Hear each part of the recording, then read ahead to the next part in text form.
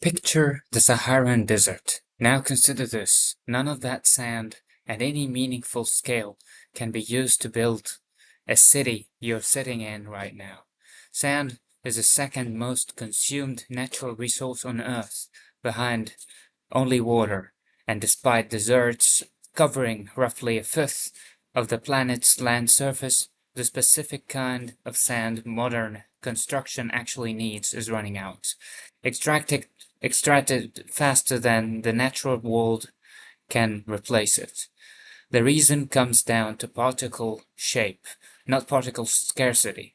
Desert sand has spent millennia being tumbled by wind, which erodes each grain into a smooth, rounded shape, grains that structurally slide past each other rather than locking together. Concrete requires the opposite. Rough, angular grains found specifically in riverbeds, lake beds, and coastal areas that mechanically interlock to give concrete its strength. This single physical property is the entire reason a planet covered in sand can still run short of this specific kind that's actually useful. According to the United Nations Environment Program, the world consumes approximately 50 billion metric tons of sand and gravel every year, enough by UNEP's own comparison to build a well 27 meters wide and a 27 meters tall, encircling the entire planet annually. A peer-reviewed analysis published in the journal PNAS Nexus put an even sharper point on the scale. Annual global requirements for virgin concrete aggregate now exceed 20 billion tons per year, surpassing the roughly 15 billion tons of all fossil fuels extracted globally. Combined by mass, sand, and aggregate for concrete is now, by weight, a bigger extraction industry than coal, oil, and natural gas put together. This isn't a slow building concern that's finally getting attention. The scale genuinely is new. Global demand for sand has grown roughly five-fold since 970, and UNEP tracks extraction rates still climbing at approximately 6% annually, a pace explicitly characterized as an unsustainable relative to how slowly rivers and coastlines naturally replenish these deposits. The underlying driver is straightforward. Global urbanization and infrastructure construction have tripled worldwide concrete production in recent decades, with demand concentrated particularly in rapidly urbanizing regions across Asia.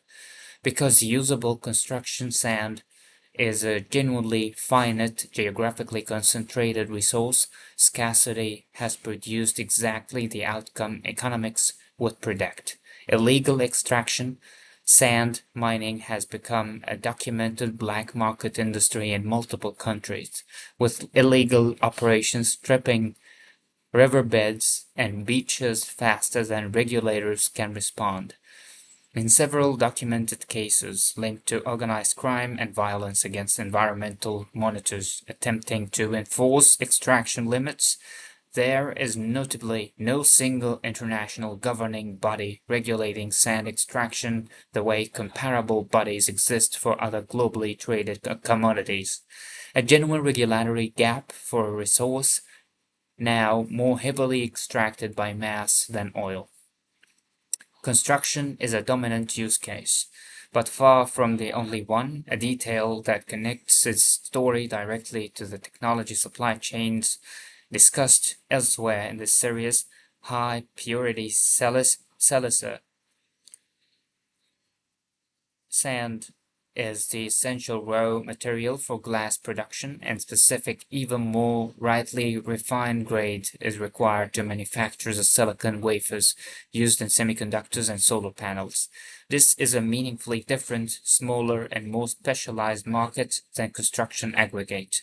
but it illustrates how deeply this seemingly mundane material is embedded across the entire technology and energy transition supply chain. The same sand crisis conversation, dominated by concrete and construction, has a direct, if smaller scale, echo running through chip fabrication and clean energy manufacturing as well. The most promising near-term response doesn't require finding new sand at all. It requires stopping the waste of what's already been used. Construction and demolition debris represents an enormous, currently underexploited source of recyclable aggregate.